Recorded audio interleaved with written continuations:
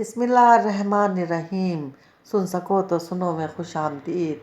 Novel है जो रुके तो कोहे गिरां थे हम, किस्त नंबर 44 के साथ आपकी खिदमत में हाजिर हैं। अगर आपने अभी तक हमारा चैनल सब्सक्राइब नहीं किया तो हमारे चैनल को सब्सक्राइब करें और बेल आइकन को प्रेस करना मत भूलिएगा, ताकि आने वाली तमाम नफ़सात आपको बर वक्त मिलती रहें। शुक्रिया। बंदा वेले नाल रोले तो चंगा रहता है। सादिया बाऊ को वक्त के बाद रोने का कोई फ़ायदा नहीं होता, ना बंदे के अथरू पहुँचता है कोई। खारी ने अपने बाजू से चिमट कर रोती सादिया के बालों पर हाथ फेरते हुए कहा, अम्मा इतनी अच्छी नातें पढ़ती हैं खारी, अम्मा इतनी अच्छी बातें सिखाती हैं। वो बोल रही थी और मैंने वहाँ बैठी औरतों को मकर करके नहीं, सच में रोते देखा। मैंने जो आज देखा वो अम्मा नहीं थी जो मैंने हमेशा अपने घर में देखी, बात बेबात गुस्सा खाने वाली, मुंह के आगे सोच के आगे अपनी लातों और घूंसों के बंद बांधने वाली। मुझे तो अम्मा एक नज़र गुस्से से देख लेती तो मेरे कई दिन इस एक नज़र के खौफ की नज़र हो जाते थे। सादिया ने हिचकियों के दौरान कहा, बहन जी ने भी चंगा नहीं किया सादिया बाऊ। खारी ने अफसोस से सर हिलाया। जिस डर के हाथों जिस खतरे की वजह से आपको इतना दबा के रखा और रोते वो ते हो के रहा, आपने सर भी उठाया और ऊंची आवाज़ में भी बोली, पर चंगा आपने भी नहीं किया सादिया बहू, बल्कि आपने तो बड़ा बुरा किया, बहुत ही बुरा। मुझे अम्मा ने मजबूर किया ऐसा करने पर। सादिया इसके बाजू से अलग होकर बोली, जब मैं 5वीं जमात में पढ़ती थी उस वक्त से मुझे कह रही थी मैं तुम्हें डॉक्टर बनाऊंगी, खूब मेहनत करो, खूब मेहनत करो। मैंने दिन देखा ना रात, मैं किताबें ही पढ़ती रही, किताबें खोल कर पीती रही।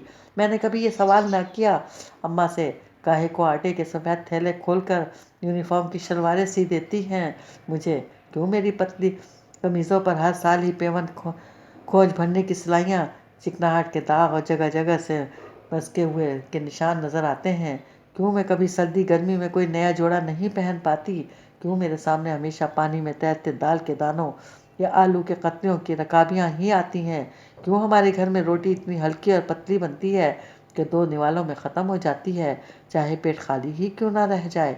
भूख की शिकायत नहीं की जा सकती, क्योंकि एक रोटी तो पूरी खानी होती है, एक रोटी से ज़्यादा क्या खाना, क्यों भूख रख कर खाने का असूल अब्बा जी पर लागू नहीं होता, जो चिपड़ी खाते हैं और जितनी दिल चाहे खाते हैं।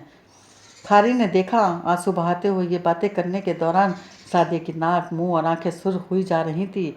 इसके बाल बिखरे थे और सर से उतरा दुपट्टा कंधों पर ठिलकने लगा था। लोगों के घर आते जाते मेहमान देखकर दिल में जब भी सवाल उठा कि हमारे घर क्यों कोई नहीं आता, अम्मा ने कभी आराम से ना बताया कि हमारा आगा पीछा क्यों नहीं है, बस उखड़ जवाब में चिमटा उठा कर घुरक दिया।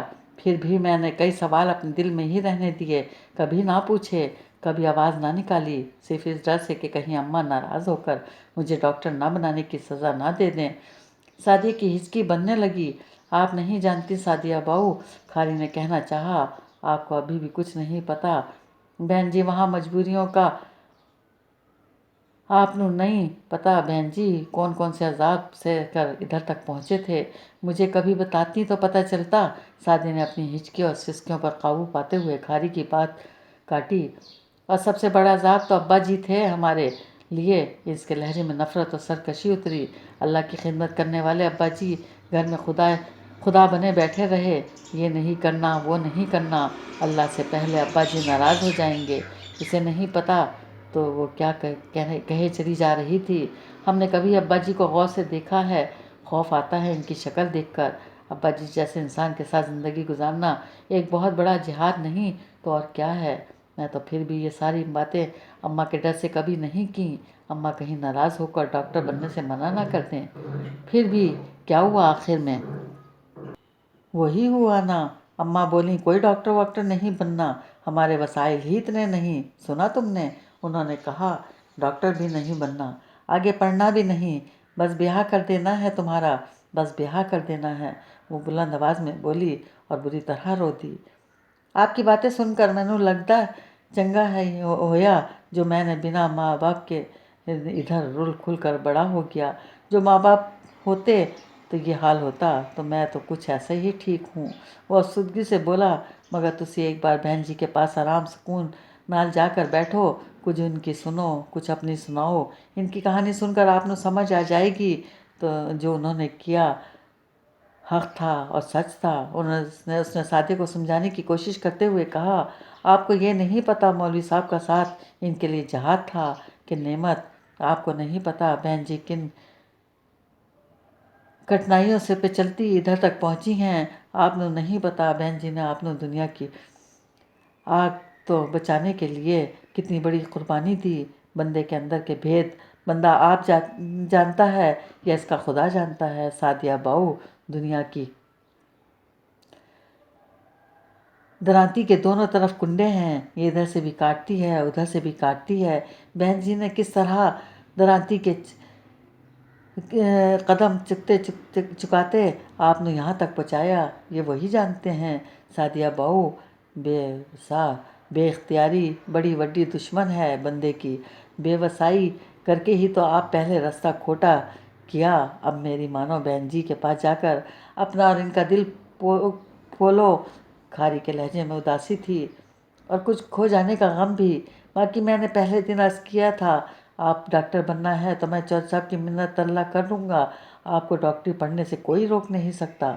आपने डॉक्टर बनाऊँगा सादिया बाऊ, मैं बनाऊँगा। सादिया अपना रोना धोना छोड़कर खारी का ये जज्बाती अंदाज देख रही थी। इसके जहन में एक सवाल ने यकायक सर उठाया था, पढ़े लिखे जाहिल और अनपढ़ आलिम में क्या और कितना फ़र्क होता है। और तुम क्या करोगे? सवाल कुछ और ही अल्फाज की शक्ल में इसके मुंह से निकला था। मैं? वो बेनियाजी से बोला। मैंने तो ये भी कुछ पहले ही बता दिया था। वो सामने देखते हुए बोला, मैं चौकीदारा करूँगा, किसी नू आप तक पहुँचने नहीं दूँगा। चौकीदारा तगड़ा करूँगा इंशाअल्लाह। जाहिल जो आमिल हुआ वो आलिम और जो बेअमल हो, बस इतना ही फ़र्क है। सादिया के जहन के किसी गोशे ने एक अजीब सा जवाब दिया। मैं तुम्हारे मुस्तकबिल से इतनी मायूस हो चुकी हूँ कि तुम्हारे बारे में कोई ख्याल जाहिर करना भी वक्त का ज़िया ही समझती हूँ। फ़ायज़ा ने खुरदरे मगर वाज़े अल्फाज में कहा, ठीक ही तो कह रही हैं मम्मी, इन्हें मेरे बारे में ऐसे ही सोचना चाहिए। मानू ने फ़ायज़ा की बात के जवाब में कोई मज़ाहमती जुमला ना कहने का फ़ैसला करते हुए कहा और एक सरसरी नज़र बाबा पर डाली जो पढ़ने का चश्मा हाथ में पकड़े थोड़ी हाथ में टिकाए इसी की तरफ देख रहे थे। इससे नज़रें मिलने पर उन्होंने चश्मे वाला हाथ थोड़ी के नीचे से निकाल कर शाने उचकाते हुए हाथ यूं लहराया जैसे कह रहे हों, मैं क्या कह सकता हूँ क्योंकि तुम्हारी माँ की मायूसी वजह है। इसने दोबारा मम्मी की तरफ देखा जिनके चेहरे पर बेजारी और तनाव था। तालीमी ज़िंदगी का कोई ऐसा साल मुझे याद करके बताओ जब तुमने मुझे सूली पर लटकाए बगैर क्लास पास कर ली हो। फ़ायज़ा ने कहा, कभी किसी टीचर से मिजाज नहीं मिलता और कभी एन फाइनल एग्ज़ाम के दिनों में किताब या नोटबुक गुम हो जाती थी। और ये साल जो तुमने मीडिया साइंसेस में डिग्री लेने की तको-दो में गुजारे, इन सालों में तो मुझे नाकों चने चबवा दिए। सुना तुमने? इनकी आवाज़ बुलंद हुई और वो भी लोहे की। वो फ्लोर कुशन पर सर झुकाए बैठी थी। मम्मी की आवाज़ इसके कानों तक पहुंच रही थी मगर इसकी नज़रें मार्बल फ्लोर पर सजे फ्लोर मैट पर जमी थीं जिस पर इसे एक सवाल एक बड़े सवालिया निशान की तरह लिखा नज़र आ रहा था। साथ कहाँ हो सकता था? इब्राहिम के ख्याल में ये $1 मिलियन सवाल था जबकि इसकी छठी हिस्स कह रही थी कि इस सवाल का जवाब बुलंद पहाड़ों की दरमियानी वादी में सर उठाकर खड़े इन फ्लैट्स के एक छोटे से फ्लैट में मौजूद था जिनकी तरफ इब्राहिम का ध्यान इसलिए नहीं गया था क्योंकि इसके हम ज़ात नुमा दोस्त ने इसे इनके बारे में क़तई तौर पर लाइलम रखा था। इसका जहन साद सुल्तान के बारे में एक नई कहानी घड़ रहा था। सारा खान की कोई ऐसी SOS कॉल ही साद सुल्तान को यूं आना फार्म हाउस से उठाकर ले जा सकती थी।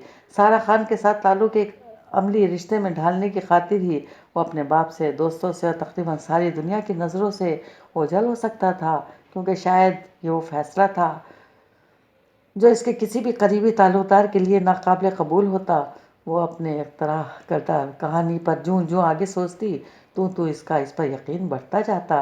इश्क हसद की अंधी गली में जहाँ फंसा था और वहाँ फंस कर अकल का दरोगा गंवा बैठा था। मगर आंटी राबिया हसद और रश्क की कसक के अंदर से नेकी और नेक दिली का एक फितरी जज्बा सर उठाता। साद सुल्तान अपनी ज़ाती ज़िंदगी में ख्वाह किसी का भी शरीक सफ़र बन जाए। आंटी राबिया से इसे मिलवाने का वादा मैंने किया था اب ان وعدوں کی ناراضی میں جو کبھی کیے ہی نہیں گئے، آنٹی رابعہ سے کیا وعدہ کیسے بلا سکتی ہوں؟ اس کی ذہنی روح ایک خیال سے دوسرے خیال کے درمیان بھٹک رہی تھی۔ پھر اب تو ناپسند فرماؤ گی کہ آئندہ کیا کرنے کا ارادہ ہے؟ سیمسٹر تو ضائع ہو ہی گیا، آگے کیا کیا ضائع کرنے کا ارادہ ہے تمہارا؟ ذہن کی روز سے اچانک فائزہ کی آواز ٹکرائی تو چونک کر حال میں واپس آ گئی۔ مجھے تو شاید اب کچھ نہیں بتائے گی، آپ ہی پوچھ لیجئے کہ اگلے سیمسٹر کو جوائن کرنے کے درمیان جو فارغ وقت ہے اس میں یہاں کچھ کرنا پسند فرمائیں گی محترمہ؟ یہ چچا کے ساتھ فارم ہاؤس میں مولیوں گاجروں کی افزائش پر مزید تحقیق کرنے کا ارادہ ہے ان کا؟ فائزہ اس کی غائب دماغی اب مسلسل خاموشی پر چڑھ کر اٹھتے ہوئے بابا سے مخاطب ہوئی تھی۔ ممی کے جانے کے بعد بابا نے کچھ دیر نظریں اٹھا ہاتھ میں پکڑی کتاب پر ٹکائے رکھنے کے بعد اس کی طرف دیکھا تھا۔ میں دل سے معذرت خواہ ہوں بابا۔ مانو نے بے اختیار اپنی جگہ سے اٹھ کر بابا کے قریب آئی۔ میں نے شاید ہمیشہ آپ کو اور ممی کو لیٹ ڈاؤن کیا ہے، کم از کم آج تو مجھے ایسا ہی لگ رہا ہے۔ اس کی آواز بھیگنے لگی۔ میں ہمیشہ کی بات تو نہیں کروں گا لیکن اس مرتبہ تو ایسا ضرور ہوا ہے، بابا نے کہا۔ میں جانتی ہوں، اسی لیے ممی کے سامنے بھی کچھ نہیں بولی۔ وہ شرمندگی سے سر جھکا کر بولی، میں شاید تمہاری شخصیت کو کچھ اور اینگل سے دیکھ بھی لوں مہنور، بابا نے نیچی آواز میں کہا، لیکن تمہاری ممی ایسا کبھی نہیں کریں گی۔ تمہارے سلسلے میں ان کی تمام کوششیں رزلٹ اور ایسا کرتے ہوئے تم سے بڑی امیدیں لگاتے ہوئے اور کچھ غلط بھی نہیں کرتی۔ وہ تو ٹھیک کہہ رہی ہیں، شاید میں نے ہمیشہ ہی انہیں مشکل میں ڈالے رکھا، بانو نے اعتراف کرنے کی کوشش کی۔ سلمان نے بھی ایسا ہی کیا اور اب تک کر رہا ہے، بابا نے کہا، لیکن اس میں اور تم میں یہ فرق ہے کہ وہ انہیں چونکا دینے والی کوئی بھی حرکت کرنے سے پہلے انہیں آرام سے بٹھا کر اعتماد میں ضرور لیتا ہے۔ میں کیا کروں بابا؟ وہ روانسی ہوئی۔ میں ہوں ہی نتھنگ، میں ہی سی انسان، آپ لوگ مجھ سے کوئی اچھی امید نہ ہی لگایا کریں۔ اب تم خواہ مخواہ صرف خود رحمی کا شکار ہو رہی ہو۔ بابا کا لہجہ قدر سخت ہو گیا۔ اب تمہارا دل بھائی سردار کے فارم ہاؤس پر زیادہ لگتا ہے تو اس میں تمہارا کیا قصور؟ اب ان کے لہجے میں ذرا سی شرارت اتری۔ اس نے سر اٹھا کر بابا کی طرف دیکھا جو دوستانہ انداز میں اسے دیکھ رہے تھے۔ چلو اب تم فٹافٹ بتاؤ کہ آئندہ تمہیں کیا کرنا ہے؟ تمہاری ممی میری ذمہ داری یہ سوال لگا گئی ہیں اور یقیناً جواب کی بھی منتظر ہوں گی۔ سیمسٹر تو ضائع ہو ہی گیا، مانو نے فلور میٹ پر نظریں جماتے ہوئے کہا، اگلا سیمسٹر جوائن کرنے میں ابھی وقت ہے۔ میں سوچ رہی ہوں فرقان ماموں کے پاس اسلام آباد جا کر منییچرز پینٹنگ اور اسکیچنگ کی کلاسز جوائن کر لوں۔ میرا ہاتھ اچھا ہے، چھوٹے موٹے کام تو میں بغیر کسی تربیت کے بھی کر لیتی ہوں، لیکن اگر باقاعدہ تربیت حاصل کر لوں تو بہت اچھا ہو جائے گا۔ مجھے بہت شوق ہے یہ دونوں فن سیکھنے کا بابا۔ اس نے بچوں کی سی ضد بھری نظروں سے بابا کی طرف دیکھا۔ اس کے دل میں قوی امید تھی کہ بابا اس کی وہ بات مان جائیں گے۔ اسلام آباد؟ بابا نے ٹھٹک کر پوچھا تھا۔ اسلام آباد کیوں بھائی؟ ایسی کلاسز تو یہاں بھی لی جا سکتی ہیں، کوئی خاص وجہ؟ آپ کو وہ شعر سناؤں بابا؟ جواب میں اس نے ان کی طرف سر اٹھا کر دیکھا تھا۔ ضرور، میں ہموطن گوش ہوں بھائی۔ بحق روز وصال دلبر کے دار مارا غریب خسرو، اس محبوب من سے ملن کے اعزاز میں اسے خسرو جس کے سحر نے مجھے یہاں تک پہنچایا، میں اپنے دل کو قابو میں رکھوں گی، شاید کبھی جو میں اس کے سحر کا راز جان پاؤں۔ بہت خوب، بابا بے اختیار بولے تھے۔ کیا سردار چچا سے وہاں بیٹھ کر فارسی زبان سیکھی جا رہی تھی؟ شاید یہ آپ کے اسلام آباد جانے والے سوال کا جواب ہے بابا، اس نے دل ہی دل میں جواب دیا تھا اور سر اٹھا کر بابا کی طرف دیکھا تھا۔ پھر کیا میں امید رکھوں کہ مجھے میری تمام نالائقیوں کے باوجود اسلام آباد جانے دیا جائے گا؟ بھائی میرا ووٹ تو پکا تمہارے لیے۔ تمہاری ممی البتہ ضرور بحث کریں گی کیونکہ اعتراض شاید اسلام آباد جانے سے زیادہ فرقان کے گھر رہنے پر ہو، بابا نے کہا۔ وہ میں اس کو خود بنا لوں گی، آپ سے اسلام آباد جانے والی بات پر راضی کر لیں انہیں، ماں نے خوشامدی لہجے میں کہا اور بابا کی مسکراہٹ پر مطمئن ہو کر دوبارہ سے نظریں فلور میٹ پر بنتے مٹتے ملین ڈالر سوال کی طرف گاڑ لیں۔ دروازے پر پڑنے والی دستک غیر معمولی تھی یا اس کا دل یوں ہی بری طرح دھڑکا تھا؟ اس نے ہڑبڑا کر دروازے کی طرف دیکھا تھا۔ سیمی آنٹی भूनती हड्डियाँ में चम्मच चलाना छोड़कर चूल्हे की आंच धमाधम करेंगी। फिर अपने एप्रन से हाथ अच्छी तरह पोंछने के बाद एप्रन की गिरह खोलकर इसे करीने से कुर्सी की पुष्ट पर फैलाने के बाद आहिस्ता कदमों से चलती दरवाजे तक पहुंचेंगी। इनसे जल्दी तो मैं खुद दरवाज़ा खोल लूँगी, इसने सोचा, और मेज़ पर बिखरे रंग और ब्रश यूं ही छोड़कर दीवार का सहारा लेती दरवाजे तक पहुंच गई। कौन है, पूछ तो लो। इसी असना में सईमी आंटी किचन के दरवाजे तक पहुंच चुकी थीं। कौन हो सकता है? नए हमसायों की वही बच्ची होगी जिसे हर दूसरे मिनट किसी चीज़ की ज़रूरत पड़ जाती है। इसने गर्दन मोड़कर सीमी आंटी की तरफ देखा। और इसकी माँ तुमसे कहती है तुम कैसी मुसलमान हो जो एक ईसाई औरत के हाथ का पक्का खाना खाती हो। सीमी आंटी की आवाज़ में गुस्सा उतरा और ख़ुद अपनी बेटी को रोक नहीं सकती जो मुझसे मेरे बनाए स्विस रोल्स मांगने आ जाती है। भूख लगने पर रहने दो, मत खोलना, वो तेज़ आवाज़ में बोली। ओफो, देखने तो दें कौन है। इसका हाथ बमुश्किल दरवाजे के ऊपरी सिरे पर लगी कुंडी तक पहुंचा। दरवाजे का निचला हैंडल और लॉक कई रोज़ पहले टूट गया था। अब तक मरम्मत नहीं कराया जा सका था। पूछो तो सही, सीमी आंटी ने एक बार फिर कहा, मगर इनकी हिदायत पर अमल करने से पेशतर दरवाज़ा खुल चुका था और इसके साथ साथ सारा का मुंह भी। यार, मैं कोई अजूबा तो नहीं बन चुका इतने दिन में जिसे सामने पाकर इतनी हैरत का मुजाहरा हो रहा है। आने वाले ने कुछ देर इसके दरवाजे से हटने का इंतज़ार करने के बाद इसे नरमी से पीछे हटाते हुए कहा और अंदर चला आया। दरवाज़ा बंद करने के बाद इसने सारा के बाजुओं को अपने हाथ का सहारा दिया और इसे लिया आगे बढ़ा। कमाल है सीमी आंटी, कभी कॉल बेल ख़राब हो जाती है और कभी लॉक का क्लच। क्या अब आपको बैरूनी हमलावरों की फ़िक्र नहीं सताती जो खराबियों को दुरुस्त करवाना छोड़ दिया? इसने अंदर आते हुए किचन के दरवाजे में इस्तादा बुद्ध सी बनी सीमी आंटी को मुखातिब किया और फिर सारा को कुर्सी पर बिठाकर अपने बाजू फैलाते हुए बोला, आई एम सॉरी डार्लिंग, आज मेरे एक हाथ में फूल और दूसरे हाथ में बड़ा सा गिफ्ट बॉक्स नहीं था, लिहाजा मुझे फ़िक्र बिल्कुल नहीं सताई कि मैं तुम्हारे दरवाजे पर दस्तक कैसे दूंगा। इसने अपने खाली हाथ झटके और मुस्कुराते हुए सारा को देखने लगा। क्यों, क्या हुआ, ऐसे क्यों देख रही हो? सारा के चेहरे पर मुसलसल हैरत देखकर इसने इससे सवाल किया और फिर सीमी आंटी की तरफ देखने लगा। क्यों सीमी आंटी, क्या मैं वाकई अजूबा लग रहा हूँ? नहीं, बुद्ध बनी सीमी आंटी ने हरकत की और 2 कदम आगे बढ़ी। क्या कोई बहुत लंबा सफ़र करके सीधे इधर पहुँचे हो? उन्होंने पूछा। नहीं तो, इसने सर हिलाया। क्यों, तुम्हारे चेहरे की थकान और कपड़ों की सलवटों से ऐसा ही लग रहा है। सीमी आंटी ने इसके लिए कुर्सी सीधी करते हुए कहा, तुम पहले कभी इस हुलिये में यहाँ नहीं आए? ओ हाँ, वो जैसे इन दोनों की हैरत की वजह समझ गया। आप ठीक कह रही हैं, इसने सर हिलाते हुए कहा। मेरा ये हुलिया आपके लिए बाइस हैरत होना ही चाहिए। क्यों ब्यूटीफुल, क्या तुम भी इसलिए हैरत ज़दा हो? कुर्सी पर बैठते हुए उसने सारा से पूछा। नहीं, सारा ने अपनी हैरत पर काबू पाते हुए कहा। फिर इसने गाड़ी की चाबी मेज़ पर रखते हुए पूछा। मैं इसलिए हैरान हुई कि अब तक मैं मायूस हो चुकी थी कि कभी तुम इधर आओगे। तुम्हें यूं अचानक देखकर मैं बेयकीन सी खुशी में मुब्तला हो गई जो शायद तुम्हें हैरत लगी। हाँ, वो मसनूई हैरत से बोला। गए तो मेरी फातिहा पढ़ चुकी थी, अल्लाह ना करे, सारा ने बेसाख्ता कहा और सीमी आंटी की तरफ कनखियों से देखने लगी। चाय मिलेगी सीमी आंटी? इसकी नज़रों का ताक़ुब करते हुए साद ने सीमी आंटी की तरफ देखा। शिद्दत से चाय पीने को दिल चाह रहा है। हाँ, क्यों नहीं, सीमी आंटी ने कहा और वापस किचन में घुस गई। हाँ, अब बताओ, तुम क्यों मेरी तरफ से इतनी मायूस हो गई थी? सीमी आंटी के जाने के बाद इसने अपना रुख सारा की तरफ किया। तुमने कहा था मेरे लिए तुम पूरी दुनिया में हर वक्त हाजिर हो, सारा ने मुंह बनाते हुए कहा, लेकिन मेरा तो तुमसे किसी भी तरह का राब्ता ही नामुमकिन हो गया। तुमने अपना नंबर तब्दील कर लिया और मुझे इत्तला भी नहीं दी।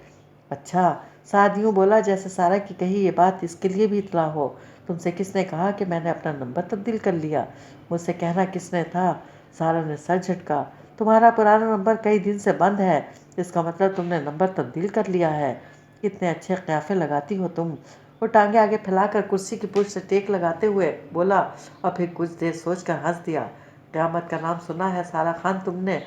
इसने सारा की तरफ देखा। क़यामत बहुत से लोगों के लिए अभी तक सिर्फ नाम होगी साद सुल्तान, मैंने ना सिर्फ इसका नाम सुना है बल्कि ये मुझ पर गुजरी भी है। सारा ने इसी के लहजे में जवाब दिया। हाँ, फिर तो तुम्हें खूब मालूम होगा कि इंसान की ज़िंदगी पर छोटी छोटी क़यामतें जब गुजरती हैं तो कैसा महसूस होता है।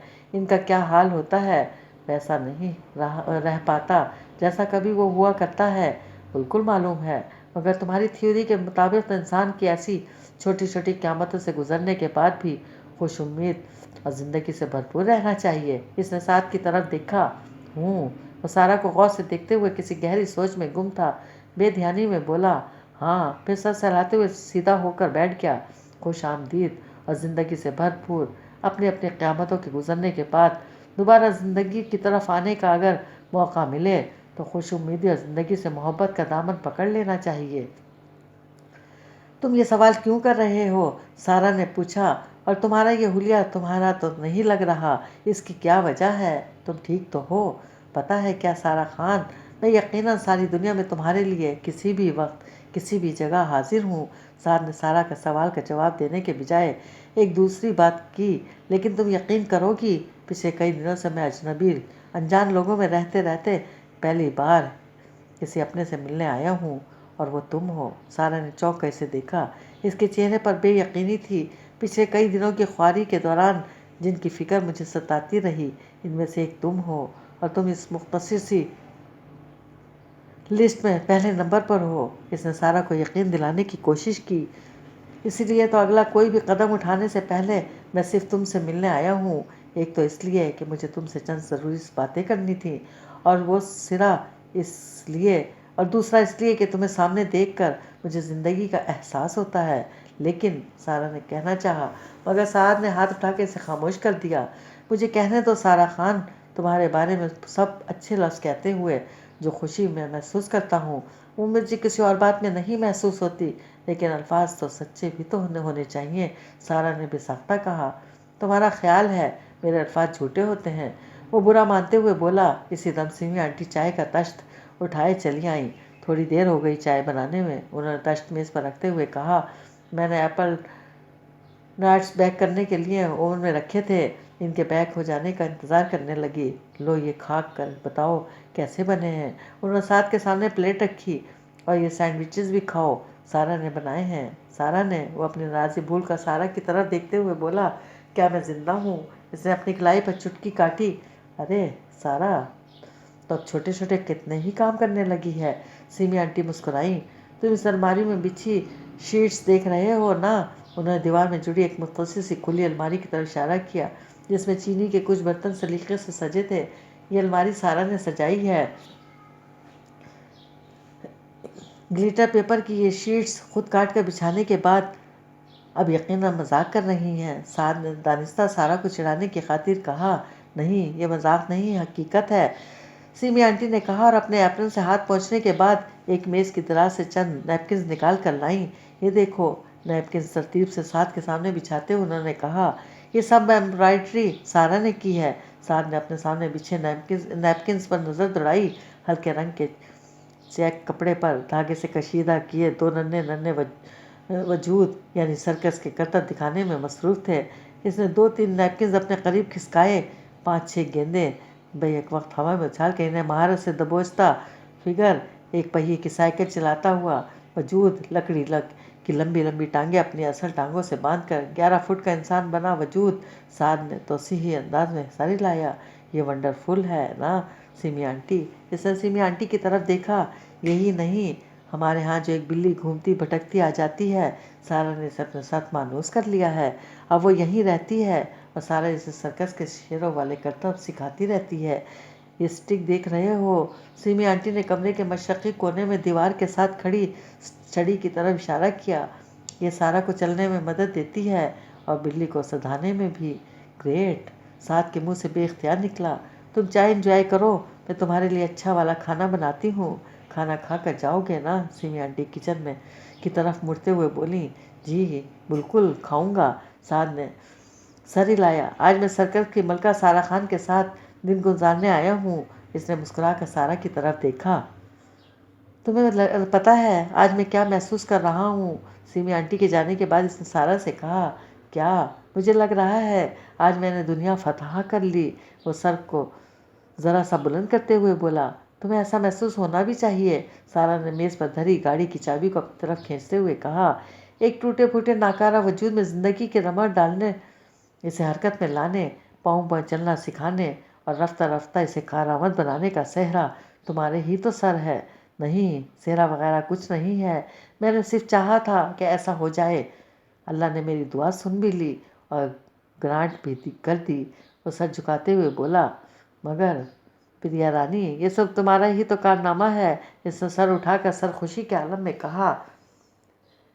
प्रिया रानी, सारा ने चौंक कर इसकी तरफ देखा। तुमने मुझे क्या कहा? तुमने मुझे किस नाम से पुकारा?